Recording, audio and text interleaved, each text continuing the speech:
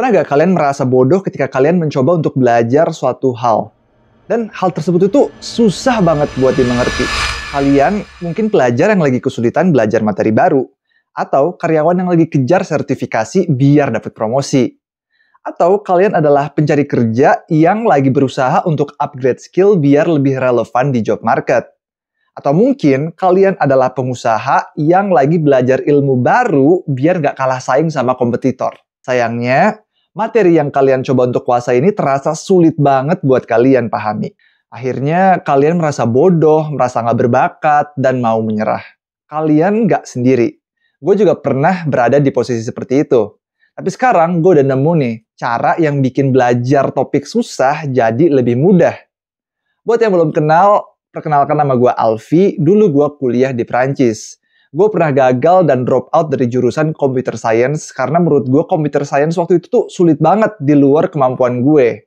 Tapi sekarang gue malahan kerja sebagai web developer di Norwegia. Kegagalan gue waktu itu justru membuka pintu yang memperkenalkan gue tentang konsep learning how to learn atau belajar cara belajar. Kalau kalian nonton video ini sampai habis, kita akan bahas 3 alasan utama kenapa suatu topik tuh bisa terasa sulit. Gue juga akan share cara gue belajar hal yang terasa sulit dan kompleks. Dan gue akan kasih tahu gimana penerapan tips-tips tersebut secara praktis. Video ini mungkin agak panjang, bisa dibilang mini course lah ya. Emang video ini gue buat khusus untuk kalian yang bisa melihat value dari cara belajar efektif di zaman yang selalu berubah begitu cepat karena percepatan teknologi. Kalau kalian mau nonton tapi belum ada waktu, gue saranin kalian like, subscribe, dan tambahkan video ini ke watch later, biar algoritma YouTube merekomendasikan video ini ke kalian lagi. Mini course ini gratis karena video ini disponsori oleh Ajaib. Sebelum gue kasih tips belajar, gue mau jelasin dulu nih kenapa sih kita bisa ngerasa bodoh atau kesulitan waktu belajar hal baru. Kenapa suatu materi itu bisa terasa sulit banget buat dipahami. Berdasarkan pengalaman gue, ada 3 penyebab utama. Yang pertama adalah unfamiliarity. Ya, kita nggak familiar dan asing dengan topik yang kita mau pelajari. Kita nggak punya pondasi apa-apa sama sekali. Sekarang gue mau kalian bayangin pas kalian traveling ke luar negeri atau mungkin ke tempat yang belum pernah kalian kunjungi sebelumnya. Pas kita jalan-jalan ke tempat yang belum kita familiar, kita tuh biasanya butuh bantuan, entah itu Google Map, entah itu nanya orang-orang untuk sampai ke tempat tujuan. Nah, tanpa bantuan tersebut, kita tuh akan merasa hilang arah dan tersesat. Bandingkan pas kita jalan-jalan ke tempat yang kita familiar. Kita bisa langsung ke tempat tujuan kita dan menemukan apa yang kita cari. Karena kita tuh udah kenal dan nggak asing lagi sama daerah tersebut. Kita nggak akan merasa hilang arah. Nah, ini tuh mirip-mirip sama otak kita pas belajar hal baru. Ketika kita belajar hal baru, otak kita tuh akan mencoba untuk connecting the dot. Mencari hubungan antara pengetahuan yang baru kita dapatkan dengan pengetahuan yang sudah kita ketahui sebelumnya. Kalau emang materi yang kita pelajari itu benar-benar baru, proses connecting the dot itu akan lebih lama, seperti ketika kita jalan-jalan ke tempat yang asing. Oke? Alasan kedua adalah knowledge gap. Apa nih maksudnya? Mungkin kita udah tahu dan familiar dengan suatu topik, tapi kita mencoba belajar hal yang lebih kompleks, yang levelnya itu jauh lebih tinggi dari pemahaman kita saat ini. Nah, analoginya, coba kita bayangin kita kembali ke kelas 1 SD. Kelas 1 SD kita udah belajar tambah-tambahan ya. Tiba-tiba, guru matematika kita ngajarin perpangkatan. Sedangkan perkalian aja tuh kita belum ngerti konsepnya gimana. Nah, itu adalah knowledge gap tuh. Jadi ada gapnya. Walaupun kita jago pertambahan dan merasa jago matematika pada saat itu, kita tuh akan merasa bodoh karena ada kosakata, istilah, konsep yang bikin kita tuh bingung dan nggak paham. Karena kita emang belum belajar hal tersebut. Nah, alasan ketiga adalah self-suggestion. Jadi kita tuh mensugesti diri kita sendiri, menumbuhkan limiting belief yang membatasi diri kita. Seperti, gue gak bakat bahasa Inggris. Gue gak bakat komputer. Gue gak bakat matematika. Akhirnya sugesti tersebut menjadi kenyataan. Kita menjadi bodoh di bidang tertentu. Bukan karena kita nggak mampu atau nggak bisa, tapi karena kita tuh nggak lagi mencoba. Nah, ini cukup bahaya ya. Jadi, menurut gue, 3 alasan itulah yang bikin materi baru terasa susah. Ada unfamiliarity, knowledge gap, dan self-suggestion. Nah, sekarang kita udah tahu nih, penyebab utama suatu pelajaran atau suatu materi itu terasa sulit dan kompleks. Terus, gimana cara menaklukkan hal-hal tersebut? Tonton terus video ini dan subscribe karena kita akan masuk ke bagian kedua dan ketiga sekaligus. Di sini, gue akan bagiin 6 langkah belajar efektif dan contoh praktisnya. Langkah pertama yang harus kita punya adalah alasan yang kuat. Menurut gue, ini adalah hal yang paling penting. Banyak orang yang nggak punya alasan kuat untuk belajar. Padahal, alasan yang kuat, niat, dan tujuan yang jelas, itu yang akan menjadi energi dan motivasi kita ketika kita menghadapi kesulitan dalam belajar. Nah, kalau kalian suka main game nih, dan pernah main game kayak Dota atau RPG lainnya, hero kita tuh harus ningkatin skill biar lebih kuat dan lebih jago dalam melawan musuh. Dan buat ningkatin skill, kita butuh yang namanya skill point. Skill point di dunia nyata itu adalah time dan effort, waktu dan usaha. Waktu kita hanya terbatas 24 jam sehari, sedangkan effort kita itu dibatasi sama energi level kita. Tapi punya time dan effort aja tuh nggak cukup kalau kita nggak punya curiosity, interest, dan tujuan. Karena otak itu tuh diprogram untuk save energi dan mencari kenyamanan.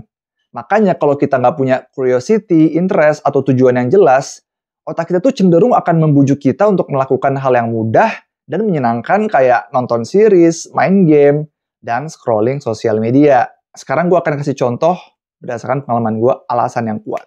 Dulu gue serius belajar bahasa Perancis karena gue pengen banget kuliah di PTN Perancis. Contoh lainnya, dulu gue tetap serius belajar coding walau udah drop out dari computer science dan ganti jurusan. Karena gue tahu prospek di industri teknologi. Dan gue juga tahu seberapa capeknya kerja fisik jadi waiter dan tukang cuci piring. Kerjaan part-time gue waktu itu. Kalau nggak terpaksa, gue nggak mau lagi kerja yang menguras energi gue. Energi fisik ya. Jadi tiap orang tuh beda-beda, tapi bagi gue enakan kerja duduk di depan komputer. Why gue, tujuan gue itu lebih kuat karena gue punya sesuatu yang mau gue realisasikan dan sesuatu yang mau gue hindari. Sekarang gue tanya nih, apa alasan kalian buat belajar hal yang sedang kalian pelajari? Apakah kalian punya sesuatu yang ingin kalian realisasikan? Dan apa hal yang ingin kalian hindari? Kalau kalian udah punya alasan yang kuat, bisa lanjut nonton karena kita akan masuk ke langkah kedua, yaitu kumpulkan resource belajar. Punya resource belajar itu penting banget karena walaupun kita udah punya alasan yang kuat, tapi kalau kita bingung, mau belajar di mana nih? Ya sama aja bohong, akhirnya kita nggak jadi belajar. Makanya kita kumpulin dulu semua resource yang bisa kita jadiin referensi buat belajar materi tersebut. Entah itu video, podcast, buku, artikel, catatan teman. Kumpulin di satu tempat atau folder dan pastiin mudah untuk diakses. Misalnya, gua mau belajar technical analysis buat investasi saham. Gue cari playlist YouTube, artikel blog, atau e-book, link-link itu gue kumpulin di satu dokumen. Nah, ngomongin belajar saham, gue pengen cerita nih soal ajaib. Gue awalnya cuma investasi di reksadana, renewable energy, dan growth-nya sekitar 0,3%. Lumayan stabil, tapi gue penasaran nih sama potensi cuan yang lebih gede lewat saham. Nah, di ajaib itu, informasinya tuh lengkap banget. Ada chart, ada key statistik, sampai technical analysis. Tapi kalau kita nggak paham istilah-istilahnya, semua data itu ya bakalan bikin pusing doang. Itulah kenapa gue mutusin buat belajar technical analysis dulu. Nah, buat kalian yang mau coba, gue taruh link download Ajaib di deskripsi, gunain kode Alfaurah, biar dapat hadiah saham dari Ajaib. Ajaib lebih lengkap, lebih aman, lebih baik karena semua bisa investasi di Ajaib. Disclaimer, bukan ajakan untuk membeli, ini cuma buat tujuan edukasi aja. Nah, setelah resource-nya udah kekumpul, kita masuk ke step selanjutnya, yaitu skimming dan listing. Apa tuh maksudnya? Kita konsumsi material yang kita udah punya. Bukan untuk memahami secara mendalam, tapi menjadi sedikit lebih familiar aja, kenalan aja dengan materi tersebut. Nggak apa-apa kalau kalian nggak ngerti, itu justru bagus. Karena di tahap ini, kalian tuh harus membuat list kosakata, terms, konsep yang bikin kalian tuh bingung dan nggak paham.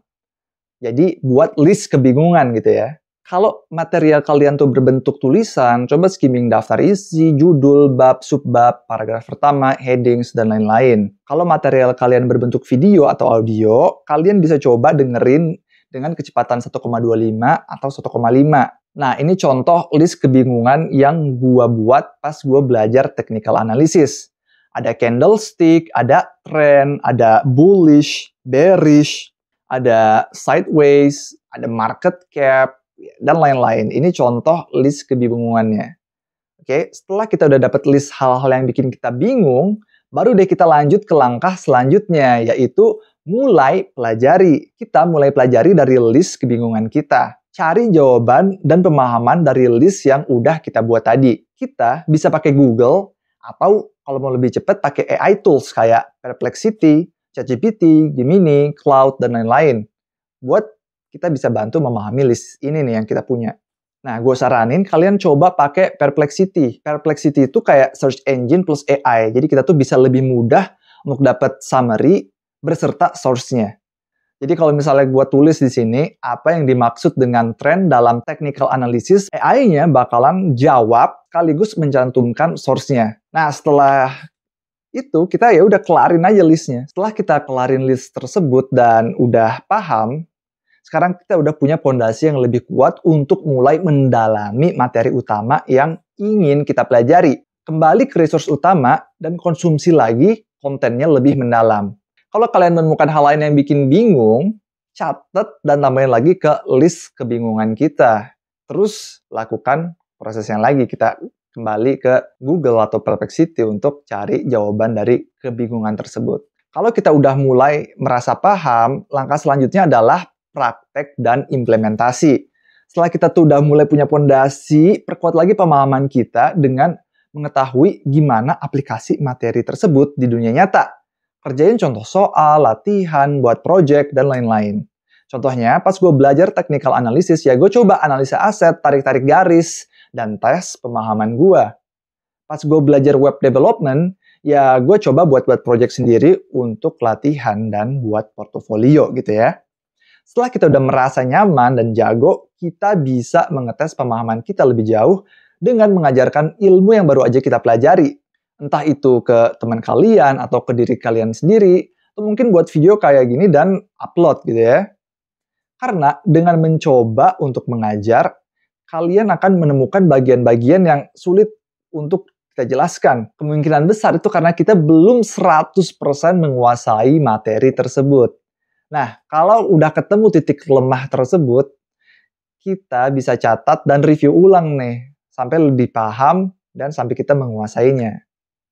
Kalau kalian menerapkan 6 langkah tersebut, insya Allah materi susah akan jadi lebih mudah untuk dipahami. Tapi, tunggu dulu nih. Setelah kita paham materi tersebut, akan muncul masalah baru. Biasanya kita akan lupa 90% dari apa yang kita pelajari hari ini dalam 1 minggu kalau nggak di-review. Kalau kalian mau tahu teknik belajar yang bisa bantu kalian ingat materi lebih cepat dan lebih tahan lama di otak, kalian bisa lihat video gue yang ini ya. Nah, kalau kalian nonton sampai sini tuh kalian keren banget. Kalian adalah tim nonton sampai habis. Coba dong berbagi cerita di kolom komentar, kalian lagi kesulitan belajar apa, dan apa alasan kalian belajar hal tersebut. Siapa tahu kalian bisa ketemu teman seperjuangan di sini. Oke? Nah, biar gue tambah semangat konten, jangan lupa please subscribe dan like this video kalau menurut kalian video ini bermanfaat. Gue Alfi, sampai jumpa di video selanjutnya. Bye!